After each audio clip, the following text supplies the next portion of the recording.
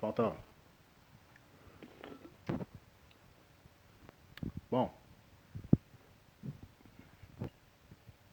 je retourne ma veille, je vais encore clasher Marcus Diop, mes frères et sœurs. Non, je rigole.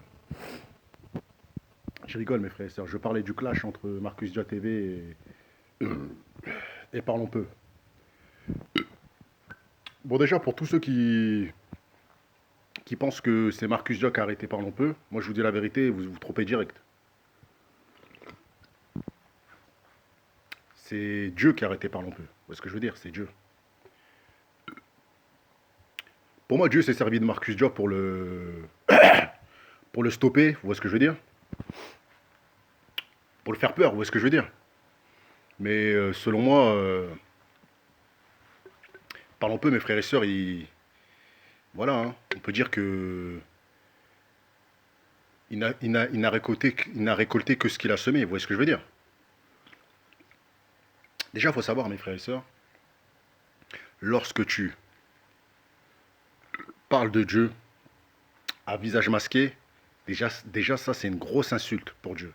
C'est une grosse insulte parce que tout simplement, les serviteurs dans le temps, lorsqu'ils allaient libérer les gens du peuple d'Israël, avec la guerre qu'il y a avec Pharaon, parce que Pharaon, il empêchait les gens d'aller prier le vrai Dieu, il les faisait prier des autres dieux. Vous voyez ce que je veux dire? Des momies ou je ne sais quoi et tout ça et tout. Quand Dieu s'est servi de Moïse pour aller libérer le peuple, en lui disant, ouais, va voir Pharaon, dis-lui de libérer les Israéliens qui sont bloqués là-bas en Égypte, pour les faire prier, pour les faire me prier moi et pas des faux dieux. Dieu il avait endurci le cœur de Pharaon. Vous voyez ce que je veux dire? Et il avait dit à Moïse que même si tu vas lui dire les choses là, comme je l'endurcis son cœur, il va toujours dire non, il va jamais t'écouter. Vous voyez ce que je veux dire? Mais Moïse, il allait voir Pharaon à visage découvert. Il parlait de Dieu à visage découvert. Vous voyez ce que je veux dire? Donc parlons peu, mes frères et sœurs, c'était un hypocrite qui ne pouvait pas se montrer parce que tout simplement il savait qu'il n'était pas musulman. Vous voyez ce que je veux dire? Et il n'y a aucune personne, mes frères et sœurs, j'ai jamais vu ça. C'est pour ça que je vous dis tous les musulmans. Tous les musulmans qui se disent musulmans, qui parlent sur Internet en se cachant, il faut savoir, mes frères et sœurs, que ces gens-là ne sont pas des musulmans. Parce que tout simplement, les serviteurs, ils n'avaient pas honte de parler de Dieu, de parler de la vérité. Vous voyez ce que je veux dire? Ils parlaient à visage découvert. Ils arrêtaient des gens qui étaient malades dans la rue, parler de Dieu. Vous voyez ce que je veux dire? Donc si tu te caches à travers une plateforme et tu parles, eh ben, la malédiction, elle vient dans ta gueule. Dieu, il a vu tout de suite dans son cœur qu'il était hypocrite. Il l'a fait tomber. Il l'a fait tomber par l'eau-peu. Vous voyez ce que je veux dire?